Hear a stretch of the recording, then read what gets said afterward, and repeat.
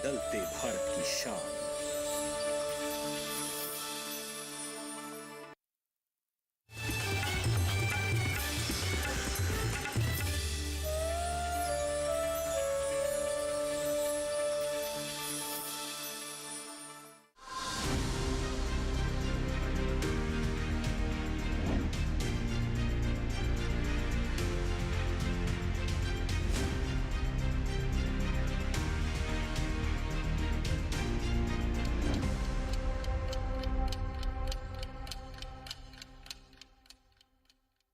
नमस्कार, स्वागत है आपका विचार विमर्श में। आपके साथ मैं हूं अंजू सिंह। आज के विचार विमर्श में हम बात करेंगे किसान उत्पादक संगठन यानी एफपीओ की। हमारे देश में 85% से ज्यादा किसान छोटे या सीमांत किसान हैं। ऐसे में उनकी जोत छोटी है और उनकी उपज भी कम होती है, इसीलिए उन्हें उपज के साथ कहीं कहीं कम भाव भी मिलते हैं। उनके सामने समस्या ये होती है कि नई तकनीक तक कैसे पहुंचे, अपनी उपज का ज़्यादा भाव कैसे लें। लेकिन अगर यही छोटे छोटे किसान एकत्रित हो जाएं, इकट्ठे हो जाएं, संगठित हो जाएं, तो यही कम उपज बड़ी उपज में तब्दील हो सकती है और उन्हें अपने उपज के अच्छे भाव भी मिल सकते हैं। और इसीलिए एफपीओ को हमारे किसानों तक पहुँचाया जा रहा है, उन्हें एफपीओ से जोड़ा जा रहा है। इसका एक और लाभ है कि उन्हें मार्केटिंग लिंकेज मिलती है, बाजार तक उनकी पहुंच होती है, सरकार की योजनाओं का बेहतर तरीके से लाभ उठा सकते हैं, वित्तीय सहायता मिल जाती है, बीज खाद भी उन तक पहुंच पाते हैं, वो भी किफ़ायती दामों में। यही मकसद है एफपीओ का कि हमारे किसानों के आर्थिक विकास को बल मिले और सशक्त तरीके से वो देश के विकास में अपनी भूमिका निभा सके।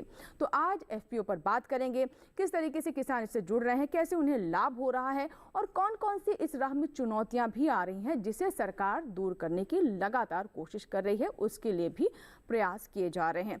तो आज के जो मेहमान हैं जो चर्चा में हिस्सा लेंगे उनसे आपकी मुलाकात करवा देते हैं। हमारे साथ ऋषिरेंद्र कुमार जी हैं।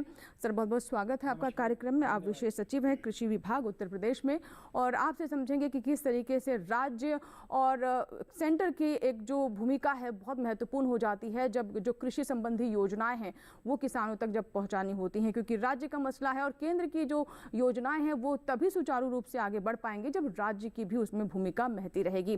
तो इसके बारे में विस्तार से हम समझेंगे कि एफपीओ में के इसमें किस तरीके से हम इसमें काफ़ी अच्छे सकारात्मक परिणाम देख रहे हैं। बहुत बहुत स्वागत सर एक बार फिर से। और हमारे साथ मौजूद हैं पूसा में कृषि अर्थशास्त्री प्रधान वैज्ञानिक डॉक्टर हरबीर सिंह। सर, आपका भी स्वागत है। हम इसके पीछे का अर्थशास्त्र समझेंगे आपसे कि एफपीओ काम कैसे करता है, किस तरीके से ब्रेक इवन पॉइंट पर आ सकता है, कैसे हर एक किसान की भागीदारी एक कंपनी की तरह इसमें वो काम करता है, उसकी भागीदारी सुनिश्चित होती है, उसे मुनाफा भी प्राप्त होता है। तो ये पूरा गणित भी हम समझेंगे आपसे एफपीओ के बारे में।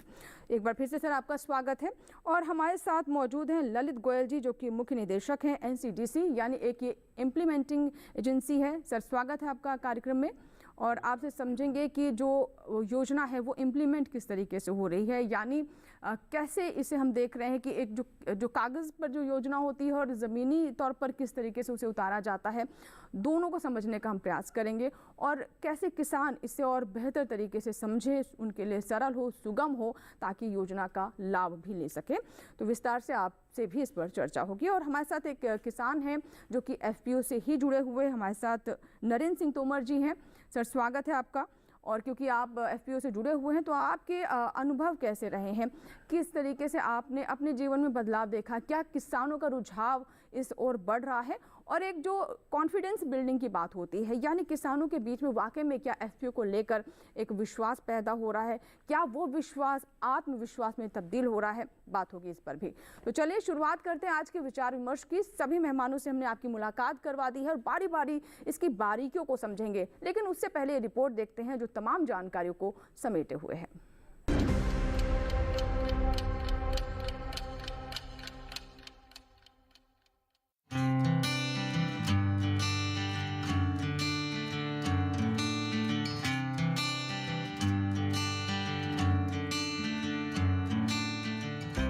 किसान उत्पादक संगठन यानी एफपीओ किसानों का एक समूह है जहां किसान ही किसान की मदद करते हैं। इन किसान उत्पादक संगठनों से जुड़कर किसानों को सस्ते दामों पर बीज, खाद, उर्वरक, कीटनाशक, machinery, green house, poly house, कृषि तकनीक, मार्केट लिंकेज, ट्रेनिंग, नेटवर्किंग, आर्थिक मदद और तकनीकी सहयोग उपलब्ध करवाया जाता है ताकि वो खेती में बिना रुकावट बेहतर प्रदर्शन कर सकें। मैदानी इलाकों में एक एफपीओ के अंदर कम से कम 300 किसानों का होना जरूरी है, जबकि पूर्वोत्तर और पहाड़ी इलाकों में 100 किसान ही काफी हैं। जब ये अपनी उपज को एक जगह इकट्ठा करते हैं तो बाजार में बेहतर मोल भाव की स्थिति में आ जाते हैं। एफपीओ को सरकार का विशेष आशीर्वाद प्राप्त है। वो हर एफपीओ को 3 साल में 18 लाख रुपए तक की आर्थिक सहायता दे रही है। इस रकम से वो कृषि मशीनरी, बीज, खाद और उर्वरक जैसे सामान खरीद सकते हैं। साथ ही 2 करोड़ रुपए की बैंक योग्य परियोजना ऋण गारंटी सुविधा भी इसके अंतर्गत उपलब्ध है। इसके अलावा कोई भी एफपीओ अपनी फसलों का प्रसंस्करण करके बिजनेस भी शुरू कर सकता है। कुल मिलाकर एफपीओ कृषि उद्यमशीलता का बढ़ता एक कदम है। अगर आप भी किसी एफपीओ से जुड़े हैं तो राष्ट्रीय कृषि बाजार यानी ई नाम पर उसका पंजीकरण करा सकते हैं। ताजा आंकड़ों के अनुसार ई नाम प्लेटफॉर्म पर अब तक 2389 एफपीओ पंजीकृत हो चुके हैं। एफपीओ की परिकल्पना योगेंद्र अलग समिति ने 2003 में की थी। उस समय देश के प्रधानमंत्री अटल बिहारी वाजपेयी हुआ करते थे। जब देश की बागडोर श्री नरेंद्र मोदी के हाथों में आई तो उन्होंने इस परिकल्पना को साकार रूप देने का फैसला किया। जहां तक उत्तर प्रदेश का सवाल है तो यहां कुल मिलाकर 1992 एफपीओ पंजीकृत हैं, जिनसे जुड़े किसानों की संख्या 7 लाख के करीब तक पहुंच गई है। इनमें 1.5 लाख से भी अधिक महिलाएं हैं। राज्य में सबसे ज्यादा एफपीओ खाद्यान्न और मिलेट्स के हैं। खाद्यान्न में भी 1329 गेहूं के, जबकि 891 में धान से संबंधित है। सब्जियों के एफपीओ की संख्या 569 और दालों की 415 है।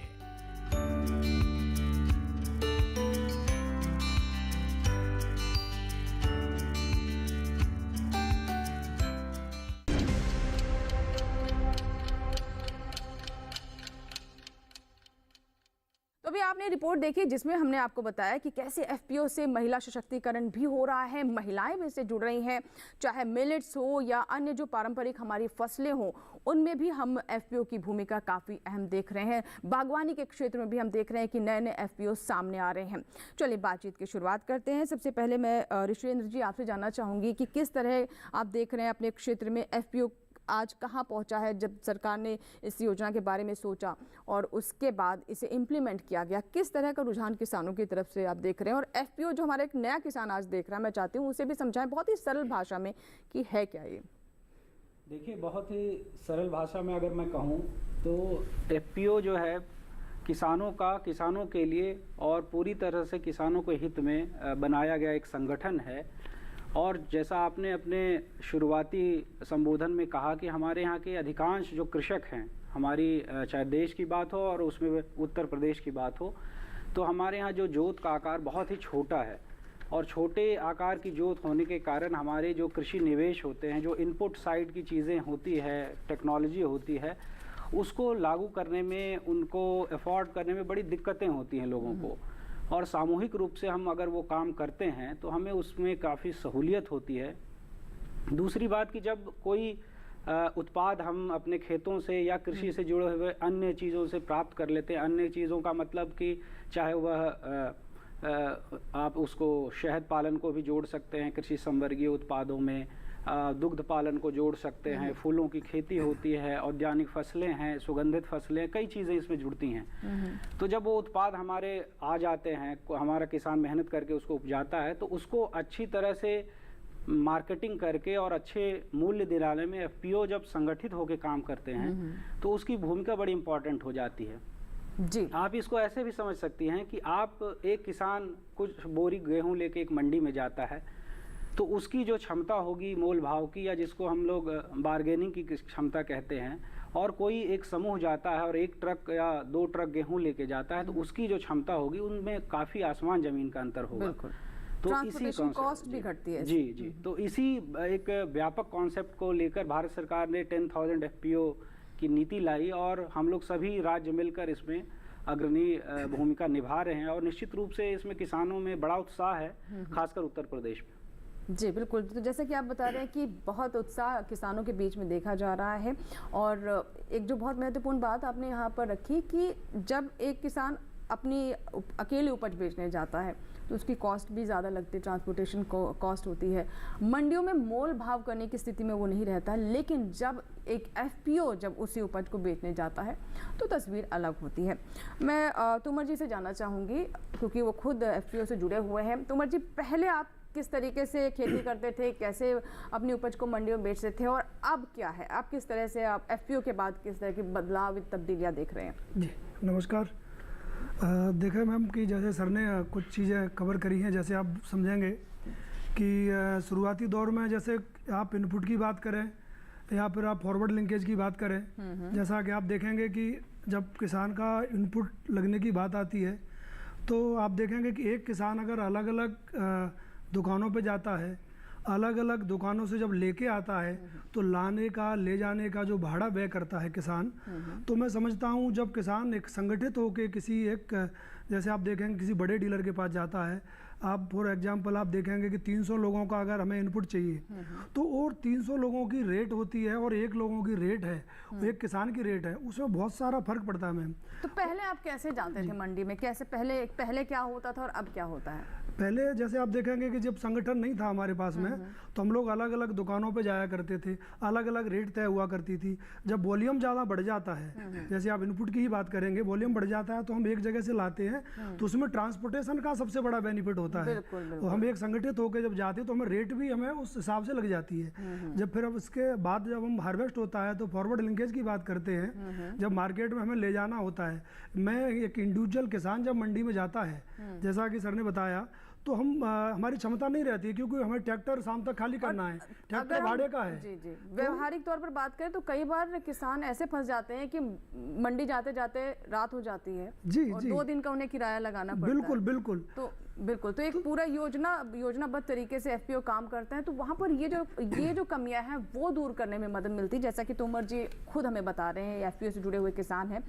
अब मैं जानना चाहूँगी हरबीर जी से, सर ये तो बात हुई कि FPO के लाभ क्या हैं, वो हमने शुरुआत में मोटे तौर पर समझ लिए, लेकिन एक FPO को हम कहते हैं ये एक कॉर्पोरेट की तरह काम करता है और किसानों के साथ यही समस्या है कि वो बटे हुए हैं, एक संगठित नहीं है और यही उनकी बार्गेनिंग पावर जो है कमज़ोर पड़ जाती है। जब वो एक कॉर्पोरेट की तरह, कंपनी की तरह काम करते हैं तो इस FPO की जिम्मेदारियां क्या होती हैं, इसका अर्थशास्त्र क्या होता है, कैसे किसानों तक, क्योंकि कहा जाता है कि वो एक स्टेक होल्डर भी है एक कंपनी में, जैसे समझ लीजिए उनका भी पैसा लगा हुआ है और उसमें मुनाफा भी उनको मिलता है, तो किस तरीके से काम होता है?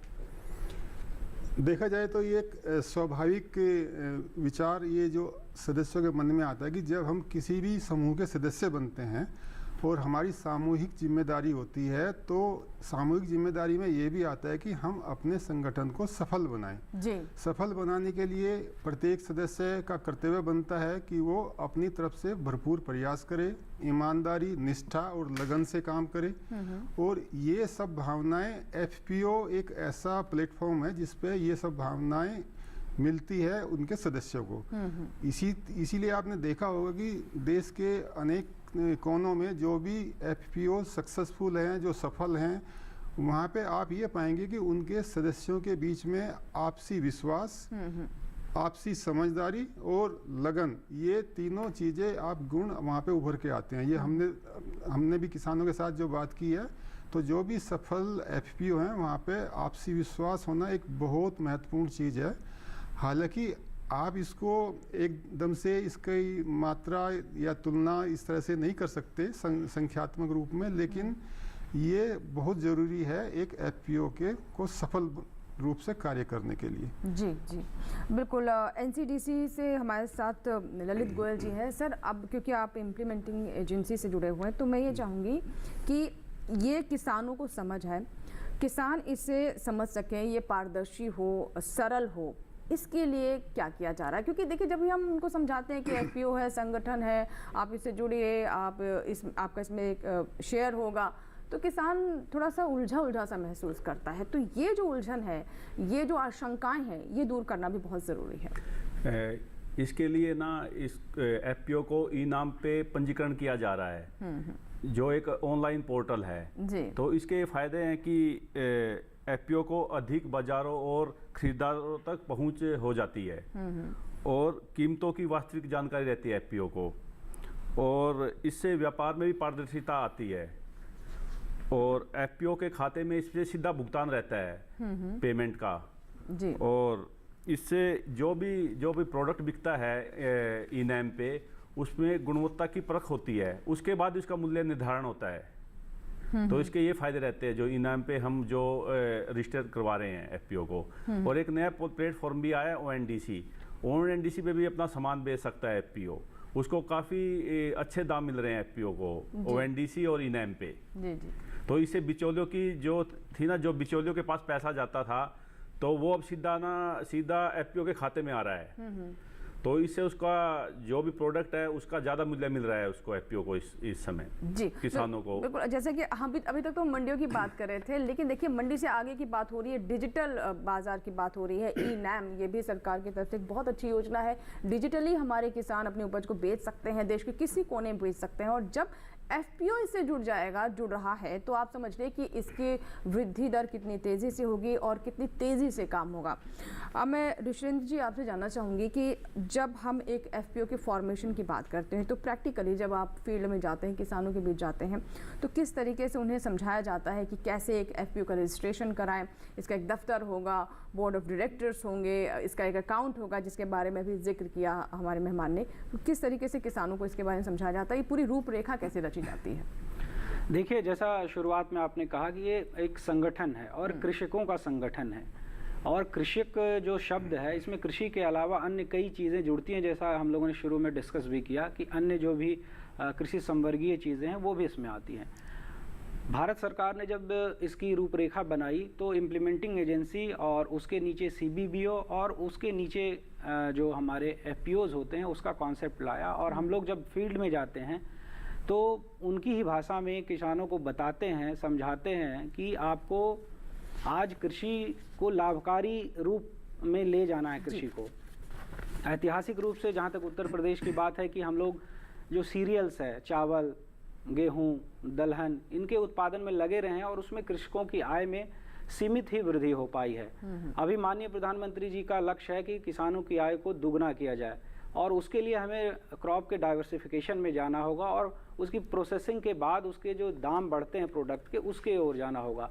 और इन सब चीज़ों को देखते हुए आज आप देखेंगे कि समझाने के बाद लोग एफपीओ के गठन में भी जुड़े। उन्हें बताया गया कि कैसे उनके जो सदस्य होंगे उनमें से ही निदेशक चुने जाएंगे और उनको क्या क्या लोग रखने के लिए उन्हें हम लोग सहायता भी देते हैं, चाहे उनके सीईओ का मानदेय हो, अकाउंटेंट रखना हो, उन्हें जो लाइसेंस वगैरह लेना हो, उनके लिए भी हम लोग सरकारी प्रतिपूर्ति देते हैं। तो धीरे धीरे करके अब उन्हें यह जानकारी नीचे तक माइक्रो लेवल पे ये है कि कैसे इनका गठन होता है और इसके फ़ायदे क्या हैं। देखिए, कोई भी कॉन्सेप्ट है जब उसके फ़ायदे लोगों को दिख जाते हैं तो फिर राह बहुत आसान हो जाती है। बिल्कुल। आज इस जो योजना है या इस नीति के फ़ायदे अब लोगों को दिखने लगे हैं, किसानों को दिखने लगे हैं, तो इसकी डिमांड जो है नीचे से भी जो ऊपर आती है बहुत तेज़ी से आ रही है। और ये देख के आप काफ़ी अचंभित रह जाएंगे कि आप किसी भी ज़िले में जाएं तो आपको हर जगह एफपीओ के सदस्य मिलेंगे और आपको वो मजबूती के साथ बताएंगे कि वो फलां एफपीओ के साथ जुड़े हैं।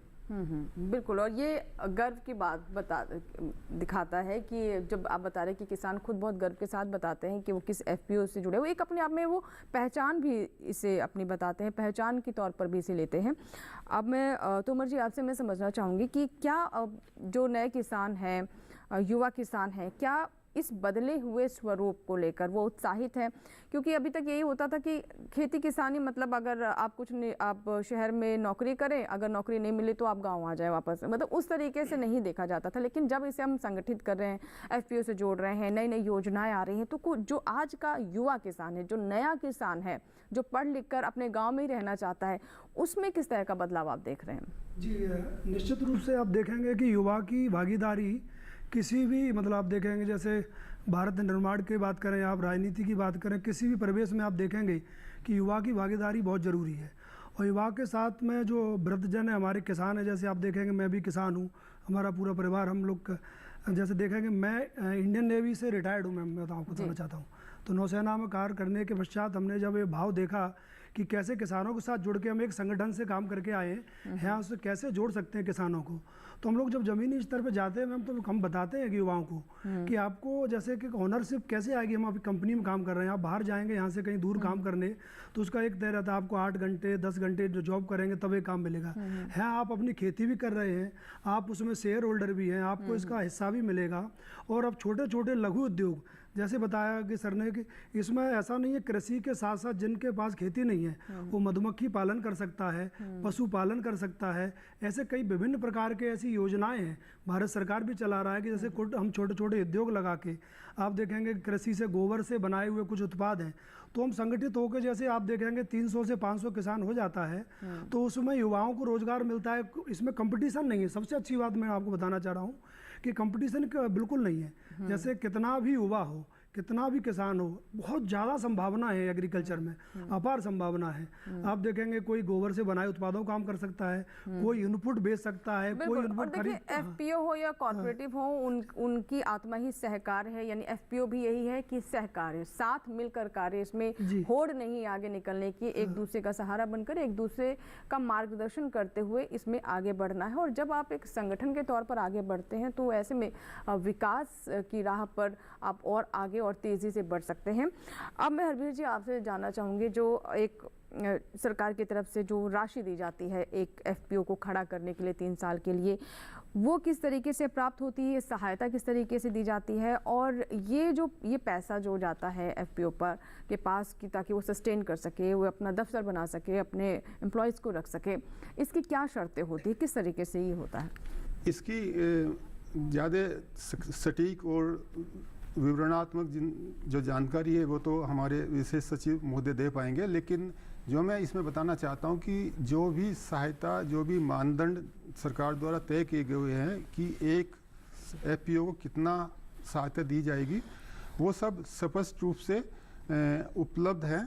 और जो संबंधित विभाग हैं वो आपको बताते हैं कि आपके लिए क्या क्या रिक्वायरमेंट, क्या क्या डॉक्यूमेंट्स की पूर्ति करना आपके स्तर पर ज़रूरी है, ताकि आप अपना डिटेल प्लान जब उनको सबमिट करते हैं तो आपके प्लान को स्टडी करके आपको ये देख के कि आपका समूह सभी मान्यताएं और सभी जो उनकी आवश्यकता है एक एफपीओ की, वो हर स्तर पर, हर क्राइटेरिया पर पूरा उतरते हैं या नहीं, उनको अध्ययन करने के बाद वे आपको जो उपलब्ध सहायता है 18 लाख रुपए जैसे कि आपने भी बताया, वो एक एफपीओ को प्रदान करते हैं शुरुआत करने के लिए जी।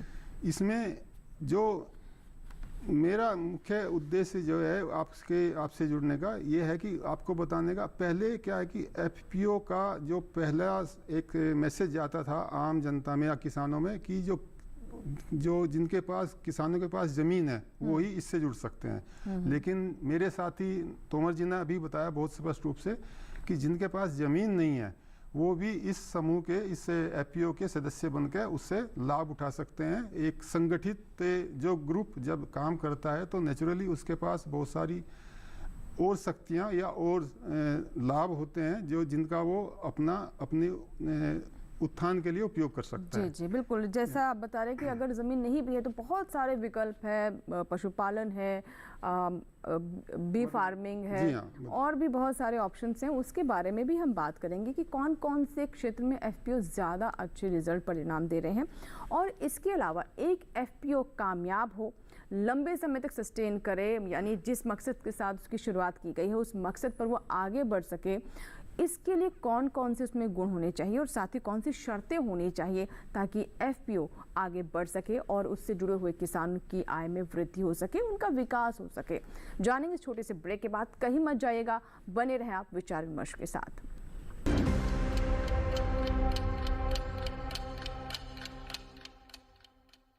रोज सब्जी का स्वाद बढ़ाए और घर वालों का प्यार पाए। गोल्डी सब्जी मसाले, जहाँ जाए रिश्ते बनाए, गोल्डी मसाले।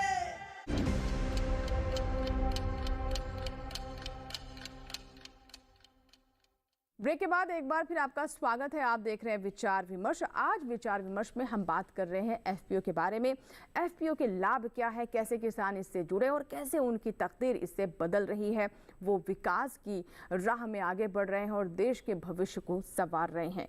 किसान कैसे अपने आप को और मजबूत महसूस कर रहा है और उसके आर्थिक विकास को भी बल मिल रहा है। चलिए चर्चा की शुरुआत एक बार फिर से करते हैं। और जैसे कि ब्रेक से पहले हमने कहा कि एक एफपीओ कामयाब हो, इसके लिए कौन कौन से इसमें गुण होने चाहिए और साथ ही एफपीओ को भी कौन सी शर्तों की पूर्ति करने की आवश्यकता होती है ताकि वो प्रॉफिट में आ सके और किसानों की बेहतरी हो सके। तो ऋषिरेंद्र जी, मैं आपसे ये जानना चाहूँगी, क्योंकि उत्तर प्रदेश अपने आप में बहुत बड़ा राज्य है और सरकार का जो मकसद है कि 10,000 एफपीओ तैयार किए जाए, बनाया जाए, उसमें उत्तर प्रदेश बड़ा राज्य होने की वजह से उसकी भूमिका भी अहम हो जाती है। तो उत्तर प्रदेश के संदर्भ में क्या बताना चाहेंगे सर? जी, उत्तर प्रदेश के संदर्भ में कुछ चीज़ें उल्लेखनीय हैं, बहुत ही कम शब्दों में उसको रखूँगा।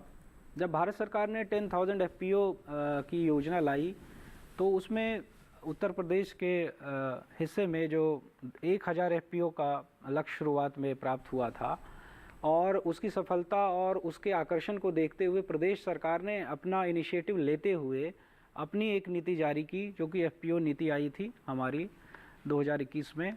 और उसके बाद फिर हम लोगों ने उसके सफलता को देखते हुए उसमें कई चेंजेस भी किए। और जैसे छोटे से वाक्य में मैं जोड़ देता हूं कि उनको अतिरिक्त लाभ कैसे दिया जाए अब एफपीओज़ को, उसकी व्यवस्था हमने, चाहे वो कुछ अलग से इक्विटी ग्रांट देने की बात थी, उन्हें भारत सरकार के अल्टरनेटिव इन्वेस्टमेंट फंड के जो लाभ हैं उनको दिलाए जाने की बात थी, वो सब जोड़ा उसमें। उसके अलावा स्टेट ने अपनी जो अन्य योजनाएं होती है जैसे बड़े विभागों की, यथा जैसे आप ले लें ग्राम विकास विभाग, पंचायत राज विभाग या अन्य विभाग जो जनपद स्तर पे काम करते हैं, उनसे भी जोड़ने की बात करी और उसके लिए एक अम्ब्रेला बनाया स्टेट लेवल पे कोऑर्डिनेशन का और उसकी रेगुलर रिव्यू का। ये एक यूपी ने अलग से इनिशिएटिव लिया और हम लोग स्टेट सेक्टर में भी लगभग 1500 एफपीओ का अलग से हम लोगों ने लक्ष्य बनाया भारत सरकार के लक्ष्य के अलावा। मतलब जो भारत सरकार यानी सेंटर की तरफ से जो लक्ष्य दिया गया स्टेट को, उत्तर प्रदेश को, वो 1,000 एफपीओ का है, लेकिन राज्य के स्तर पर भी अलग से एफपीओ तैयार किए जा रहे हैं। तो राज्य उन्हें एक तरीके से उनका विकास कर रहा है, राज्य अपनी तरफ से उसमें अपनी भूमिका निभा रहा है। तो समझ लीजिए कि 2,500 एफपीओ हो गए उत्तर प्रदेश के लिए। जी बिल्कुल बिल्कुल, ये आपने सही कहा। और चूँकि शुरुआत में जब ये योजना आई और उसकी इतनी डिमांड थी, या बोलिए कि उसका आकर्षण था लोगों में, कि हम लोगों ने जब फील्ड में से देखा तो राज्य सरकार ने यह पाया कि हमें भी इसमें सक्रिय सहयोग दिए जाने की सरकार की तरफ से ज़रूरत है। और हम लोग उसमें आए और पिछले 2 साल से हम लोग इस पर काम कर रहे हैं और इसमें बहुत अच्छे हमारे परिणाम मिल रहे हैं। जहाँ तक आपने कहा कि एफपीओ के लिए क्या सबसे अच्छी बात होनी चाहिए, क्या उनमें होना चाहिए, जो बेसिक है वो होना चाहिए जो सक्रियता हो और आपस में सहयोग। जो सक्रियता और सहयोग का जो भाव है, यह मूल भाव है किसी भी संगठन को आगे बढ़ाने का, चाहे वो कृषक संगठन हो या कोई अन्य संगठन वो बनाते हैं। अगर जुड़े हुए किसान सक्रिय रूप से उसमें सहभागिता लेते हैं, चाहे वो उत्पादन के कार्य में कोई लगा हो, कोई इनपुट साइड से मटेरियल को परचेज करने में लगा हो, या कोई ब्रांडिंग और आउटपुट में लगा हो, कैसे उसकी मार्केटिंग हम देख रहे हैं।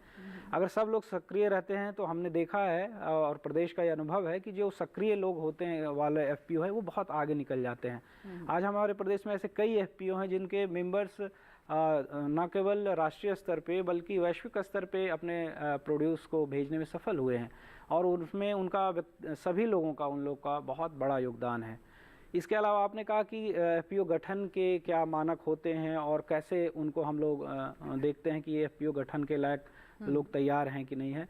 तो इसमें इम्प्लीमेंटिंग एजेंसियां हमारे काम आती हैं। केंद्र सरकार की इम्प्लीमेंटिंग एजेंसियां और राज्य सरकार की जो इम्प्लीमेंटिंग एजेंसियां ये मिलकर अपने नीचे CBO बनाती है, जो एक सर्टन ग्रुप ऑफ 10-15 FPO को मॉनिटर करती हैं। जी। उसमें किसानों को ये देखा जाता है कि उनके पास ज़मीन है कि नहीं, अगर ज़मीन नहीं है तो किस चीज़ का उत्पादन कर रहे हैं, उसका उत्पादकता एक प्रमाण पत्र होता है, हम लोग जो जनपद स्तर से हम लोग कृषि विभाग से जारी करते हैं। मान लीजिए किसी किसान के पास वो गैर कोई ज़मीन नहीं है, तो किस उत्पादन कार्य में लगा है, और वो अगर कृषि से जुड़ा हुआ है। हम लोगों ने यूपी में जो एक कॉन्सेप्ट ये देखा, 17 हम लोगों ने कार्य खोज रखे हैं जो कृषि से जुड़ा हम लोग लेके उसको उत्पादकता प्रमाण पत्र दे के मेंबर बना लेते हैं FPO का। जी जी। इसके अलावा जो बेसिक जानकारियां होती है किसी भी संगठन को खड़ा करने में, जैसे जो सदस्य हैं उनका आधार कार्ड हो, अगर उनके पास पैन कार्ड हो, उनके पास ज़मीन के कागज़ हों, उनके पास अपने और जो पहचान की चीज़ें होती है, कहाँ ऑफिस बना रहे हैं, और लास्ट में उनका बिजनेस प्लान। तो बिजनेस प्लान वगैरह बनाने फिर हम लोग उनको कोऑर्डिनेट कराते हैं इम्प्लीमेंटिंग एजेंसियों के माध्यम से और CBBO जो होते हैं उनके माध्यम से। तो ये पूरा एक वैल्यू चेन है जो जब एक रोटेशन में चलता है तभी इसके परिणाम हमें मिलते हैं। जी बिल्कुल, तो ये पूरा वैल्यू चेन है जिसके बारे में अभी हमें सर ने बताया, और उत्तर प्रदेश में बहुत अच्छे परिणाम भी आ रहे हैं। आगे हम ये जानेंगे कि कौन कौन से FPO है, यानी किन क्षेत्रों में FPO यहाँ पर ज़्यादा बेहतर परिणाम दे रहे हैं, क्योंकि एक ये भी सरकार की तरफ से पहल की गई है या फिर एक भी विचार है जिस पर काम किया जा रहा है कि FPO को एक ज़िला एक उत्पाद से भी जोड़ा जाए और उस पर भी काम किया जाए, ताकि उस ज़िले की एक अपनी पहचान हो और उसका जो पोटेंशियल है उसे और उभारा जा सके।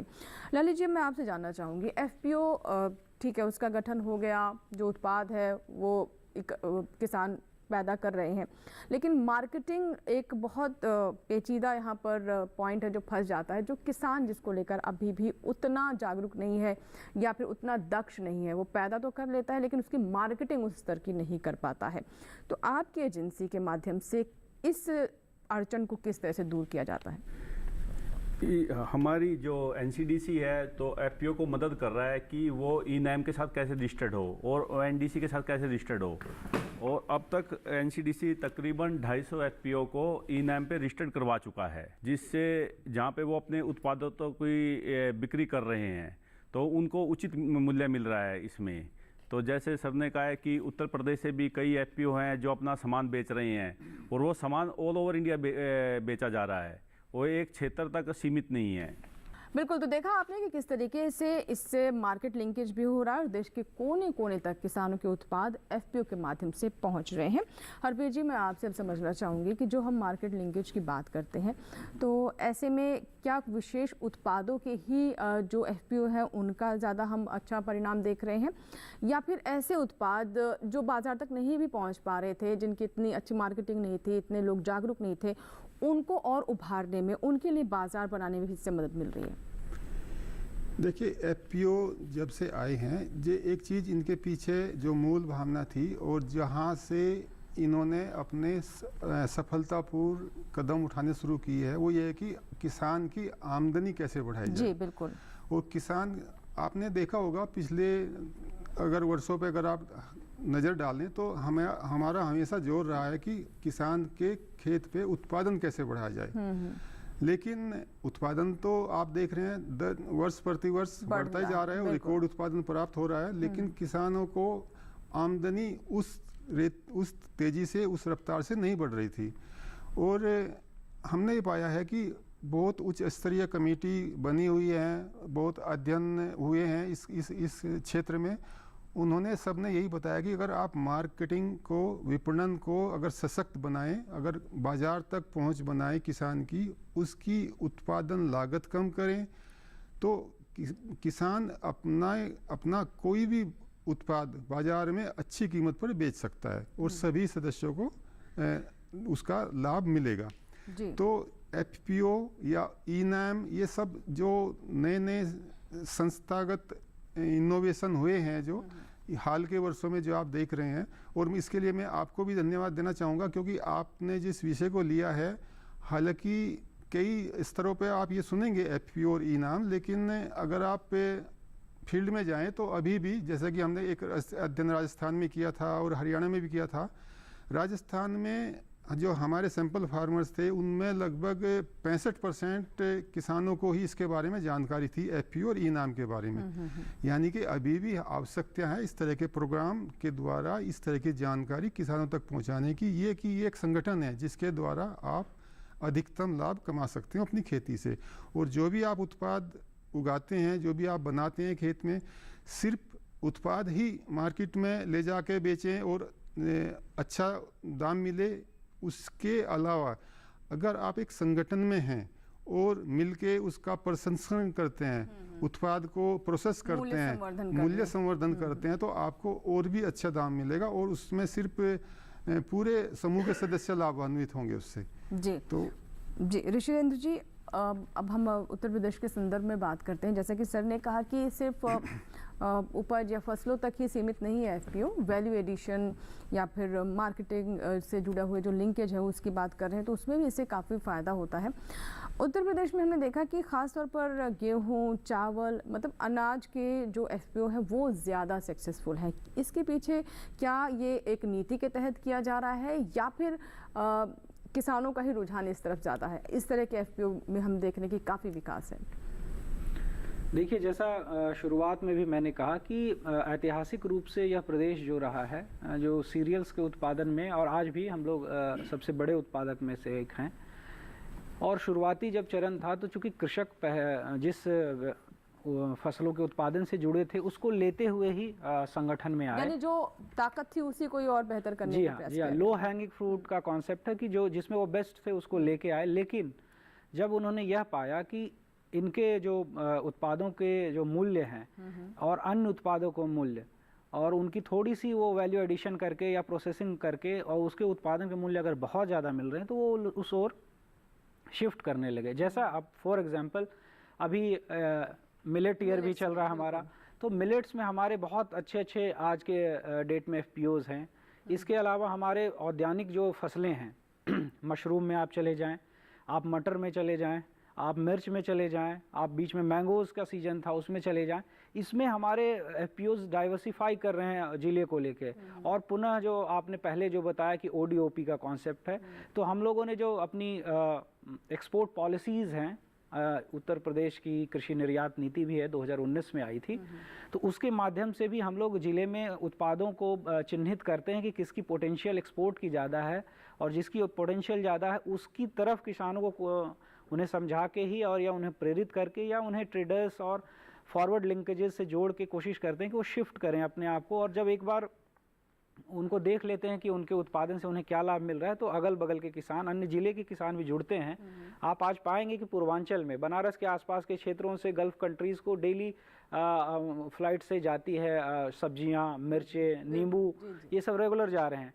पश्चिम के में और मध्य क्षेत्र से मिलेट में बहुत अच्छे हमारे पास उत्पादक आए, और दक्षिण यूपी जो कि बुंदेलखंड का क्षेत्र है, वहाँ मटर के और मूंगफली के इनकी प्रोसेसिंग करके इनके तेल या कुछ अन्य उत्पाद जो कि बहुत हाई कॉस्ट करते हैं बाज़ारों में, वो सब उत्पादन में जा रहे हैं। तो डाइवर्सिफिकेशन हो रहा है।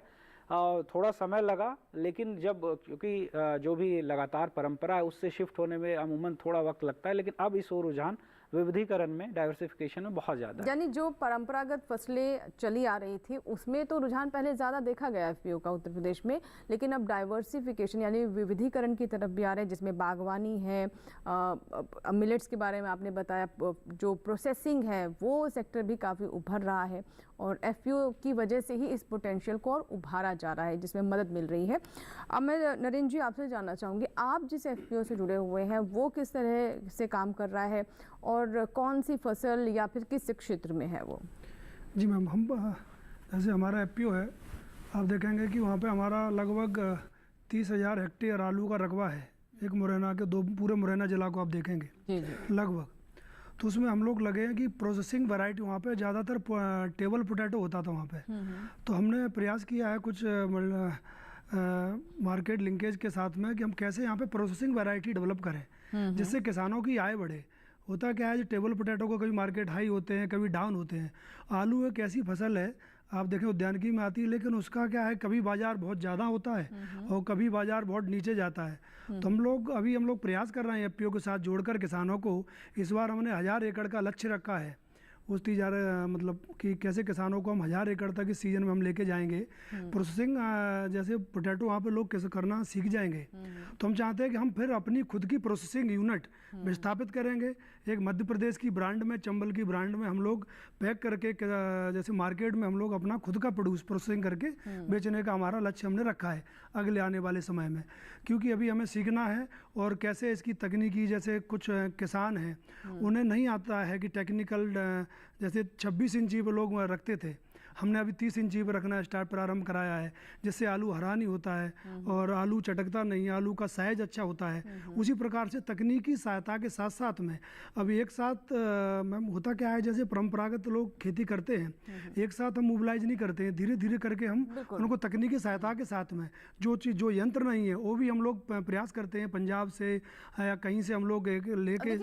यही फायदा भी होता है एफपीओ से कि एक किसान अकेला जब है तो इतनी दूर उसकी सोच भी नहीं जाती है, लेकिन जब आप संगठित हो जाते हैं तो नए नए विकल्प जो है उस पर विचार कर पाते हैं, क्योंकि एक संगठन की जो शक्ति है वो साथ होती है। और जैसा कि तोमर जी खुद बता रहे हैं कि जो यंत्र नहीं है, जो तकनीकें नहीं है, वो दूसरे राज्यों से लेकर आते हैं और अपने एफपीओ में उसे आगे बढ़ाते हैं। तो बिल्कुल कह सकते हैं कि आज का समय एफपीओ का समय है और किसान भी इसकी तरफ काफ़ी आकर्षित हो रहा है, क्योंकि वो देख रहा है कि किस तरह से इससे उन्हें लाभ प्राप्त हो रहा है। ख़ास तौर पर जो छोटे और सीमांत किसान थे, जिनके सामने बहुत ये समस्याएं आती थी, उन समस्याओं का एफपीओ के माध्यम से सरकार उन समस्याओं को दूर करने का प्रयास कर रही है। फिलहाल यहाँ पर एक छोटा सा ब्रेक लेंगे, लेकिन ब्रेक के बाद जब वापस आएंगे तो हम जानेंगे खासतौर पर उत्तर प्रदेश में जो एफपीओ है उनका टर्नओवर करोड़ों में है, ये कैसे संभव हो पाया, अन्य राज्यों से कैसे सीख ले सकते हैं, और क्या एफपीओ को और पारदर्शी बनाने के लिए भी कुछ प्रयत्न है, किसी तरह की धांधली ना हो, जो किसान है उन तक उनका लाभ पहुंचे, इसके लिए क्या कोई तंत्र है, जानेंगे इस छोटे से ब्रेक के बाद।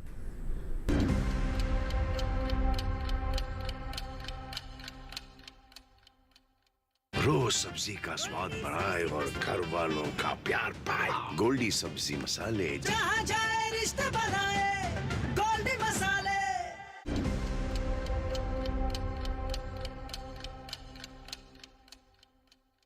ब्रेक के बाद एक बार फिर आपका स्वागत है। आप देख रहे हैं विचार विमर्श। आज हम बात कर रहे हैं एफपीओ के यानी किसान उत्पादक संगठन की, जिससे जुड़े कई महत्वपूर्ण बिंदुओं पर अभी तक हमने चर्चा की है और अब कार्यक्रम के अंतिम पड़ाव में है। तो सर, अब मैं आपसे जानना चाहूँगी कि देखिए, किसी भी संगठन या संस्था की सक्सेस, उसकी कामयाबी इस पर भी निर्भर करती है कि उसके जो ऑफिस बेयरर्स हैं वो कितने सहयोग से काम कर रहे हैं, पारदर्शिता कितनी है, भ्रष्टाचार की यहाँ पर भी कोई जगह ना हो। एफपीओ कैसे इसमें डील करता है, कैसे वो और पारदर्शी तरीके से रहता है, और क्या यहाँ पर भी भ्रष्टाचार अगर कोई होता है तो उसे डील करने की भी कोई भूमिका यहाँ पर जो ऑफिस बेयरर्स रहते हैं उनकी रहती है? सर जी, जैसा आपने बताया है कि किसी भी संगठन के निर्माण के समय उसके साथ कुछ निहित आशंकाएं भी लोग जोड़ लेते हैं कि उसमें संभवतः ऐसा भी हो सकता है।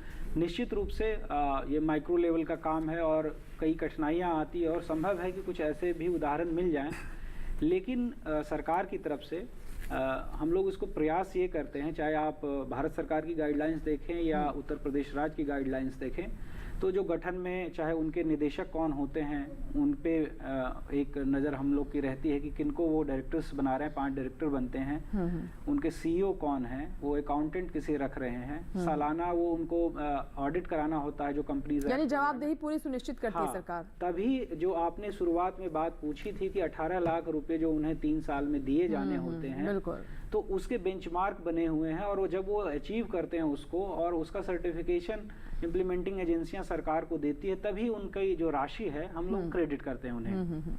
तो ये बात भी उसी से जुड़ी हुई है।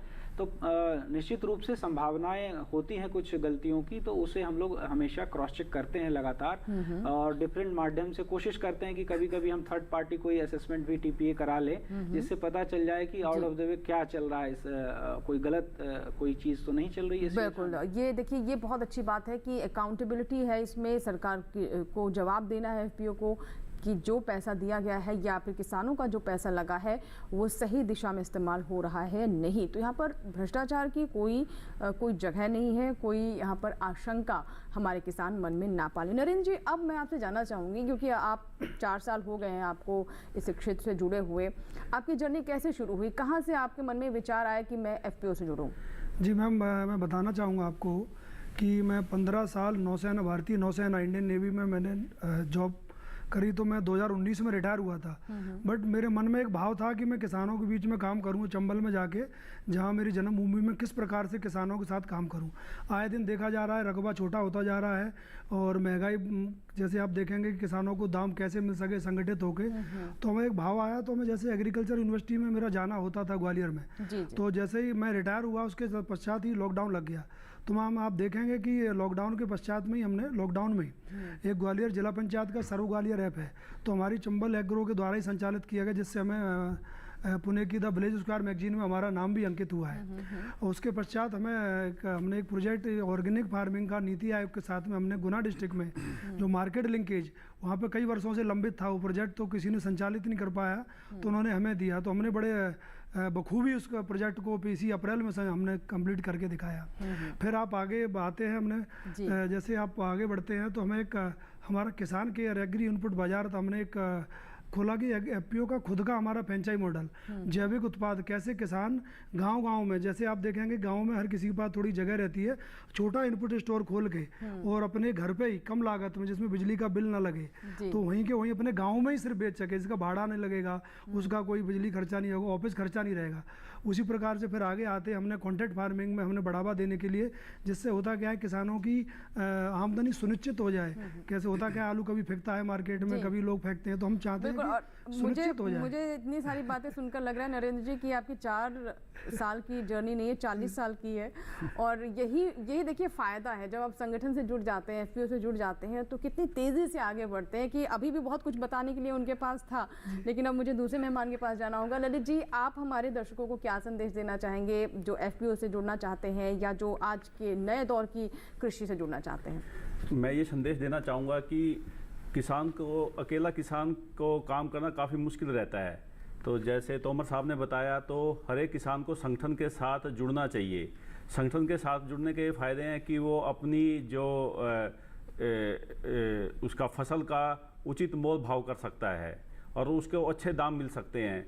जैसे मैं शुरू में ही बताया है कि वो अपनी फसल को या अपने उत्पादकों को एक राज्य से दूसरे राज्यों में बेच सकता है, जैसे ऑनलाइन प्लेटफॉर्म के माध्यम से ENAM हुआ, ONDC हुआ। जी जी सर, हरबीर जी आप क्या बताना चाहेंगे? मैं आपको ये कहना चाहता हूँ कि ये FPO एक ऐसी संस्था है जो केवल अपने आप में ही काम तो करती है, लेकिन केवल ये अकेली नहीं है, इसके साथ और जो संस्थागत सपोर्ट जो मिल रही है गवर्नमेंट की तरफ से, जैसे कि ENAM प्लेटफॉर्म है। FPO एक तो जब इकट्ठे समूह में काम करते हैं वो अपनी कम लागत में अधिक मुनाफा कमाती हैं, लेकिन जब ENAM पे जाएंगे तो उनके पास मार्केट का व्यापक बाजार तक उनकी पहुंच होगी। और FPO की जहाँ तक प्रश्न है, तो आपने ये देखा होगा कि पहले किसान जब उसका उत्पाद तैयार हो जाता था तब फिर बाजार में बेचने की सोचता था। जब से किसान लोगों ने FPO से जुड़ना शुरू किया है, तो आप ये पाएंगे कि किसान जब FPO से जुड़ रहा है तो उसको पहले से ये स्पष्ट है कि मुझे क्या उत्पादन क्या करना है, कौन सा मेरा मार्केट है, कहाँ मुझे अच्छा दाम मिल सकता है। बिल्कुल, तो कहाँ अच्छे दाम मिल सकते हैं ये अब FPO उस पर विचार कर सकता है और उसी के हिसाब से ही अपने उपज को या फिर जो भी उसके प्रोडक्ट है उसको बेच सकता है। ऋषिन जी, अब मैं आपसे समझना चाहूँगी कि जब हम व्यापक बाजार की बात करें, जिसके बारे में हरबीर जी ने भी अभी जिक्र किया, तो बाजार आज तो ग्लोबल मार्केट है और FPO के लिए भी ग्लोबल मार्केट में निर्यात के क्षेत्र में कई दरवाजे खुल रहे हैं। हमने हनी के क्षेत्र में देखा कि उत्तर प्रदेश तो शहद के क्षेत्र में काफ़ी अच्छा काम भी कर रहा है, निर्यात भी बड़े पैमाने पर किया जा रहा है। तो इसे और इन्हेंस करने के लिए, इसे और बेहतर करने के लिए, यानी निर्यात के क्षेत्र में भी और ज़्यादा संभावनाएँ हो FPO की, उसके लिए क्या किया जा रहा है? जी, जैसा डोमेस्टिक 2 तरह के मार्केट हमारे किसानों के पास है, मोटे तौर पे हम समझे। एक जो हमारा देसी का बाजार है जिसे डोमेस्टिक मार्केट कहते हैं, दूसरा इंटरनेशनल बाजार है। डोमेस्टिक मार्केट में चाहे मंडी हो या ओपन जो ट्रेडर्स हैं या फिर जो डिजिटल प्लेटफॉर्म हैं जिनकी बात हो चुकी है जी। इंटरनेशनल बाज़ार में जाने के लिए सबसे बड़ी ज़रूरत जो हमारे पास होती है वो है क्वालिटी एंड स्टैंडर्ड को देखना, क्योंकि कोई भी देश जो है, आयातक देश जहाँ हम सामान भेजना चाहते हैं, उनके नॉर्म्स अलग अलग होते हैं। तो हम लोग उस पर काफ़ी हद तक मदद करते हैं अपने एफपीओज़ को कि क्या नॉर्म्स चल रहे हैं और क्या प्रोडक्ट की रेट्स है, ये सब उन्हें बताते हैं। और इसके अलावा शुरुआत में ही इनपुट साइड में ही हम अपने एफपीओज़ को गाइड करने की कोशिश करते हैं कि वो क्या डालें अपने फार्म में, जिससे उनके प्रोडक्ट को वहाँ भेजने के समय एयरपोर्ट पे या जो हमारे जहाज से जाते हैं वहाँ न रोका जा सके। यानी ऐसे मानक जो है वो एफपीओ तक पहुंचा दिए जाते हैं। हाँ, उन्हें बताने की कोशिश की जाती है कि कौन से कीटनाशक से के प्रयोग से उन्हें दिक्कत हो सकती है एक्सपोर्ट के समय। इसके अलावा हम लोगों ने कोशिश ये करी है, हमारे यहाँ जो कृषि निर्यात नीति है उसमें ट्रांसपोर्टेशन कॉस्ट जो यहाँ से लेके बंदरगाह तक होता है, वो लोग हम लोग साल में 10 लाख की रिम्बर्समेंट भी देते हैं अपने किसानों को या व्यापारियों को जो वहाँ तक ले जाते हैं। उससे उन्हें सहायता देने की कोशिश करते हैं। इसके अलावा एफपीओज़ को हम लोग फंडिंग करते हैं, जब वो प्रोडक्शन कर लेते हैं तो तुरंत बेचना ना पड़े। एक होती है कि हास्ट में वो बेच देते हैं जल्दीबाजी में, उस समय चूंकि बल्क में प्रोडक्शन हुआ होता है तो मार्केट रेट डाउन होता है। तो पोस्ट हार्वेस्ट मैनेजमेंट के लिए भी हम लोग उनको पुश कर रहे हैं, उन्हें फंडिंग स्टेट की तरफ से दे रहे हैं कि जिससे पोस्ट हार्वेस्ट कुछ स्ट्रक्चर बनाना चाहें, कोई चैम्बर इस तरह storage warehouse, ripening chamber बनाना चाहें, सॉर्टिंग प्लांट बनाना चाहें या धोने के लिए कुछ प्लांट बनाना चाहें, पैकेजिंग। क्योंकि अगर आप इंटरनेशनल एक्सपोर्ट की बात कर रहे हैं तो जो नॉर्म होते हैं कीटनाशक के अलावा जो सबसे अधिक चीज़ है ब्रांडिंग एंड पैकेजिंग, इसका बहुत अंतर पड़ता है। आप किसी इंटरनेशनल मार्केट में जाके देखें, किसी भी बड़े स्टोर रूम में पैकेजिंग पे प्राइस डिफरेंस सेम प्रोडक्ट का बहुत बदल जाता है। और मुझे पूरी आशा है, पूरी उम्मीद है कि जो हमारे किसान दर्शक देख रहे हैं वो भी कुछ ना कुछ सीखेंगे आज के कार्यक्रम के बाद और उनका भी आत्मविश्वास बढ़ेगा। देखिए, बाज़ार सिर्फ आपके घर से कुछ किलोमीटर दूर मंडी ही नहीं है, पूरा देश है, पूरी दुनिया आपका बाज़ार है।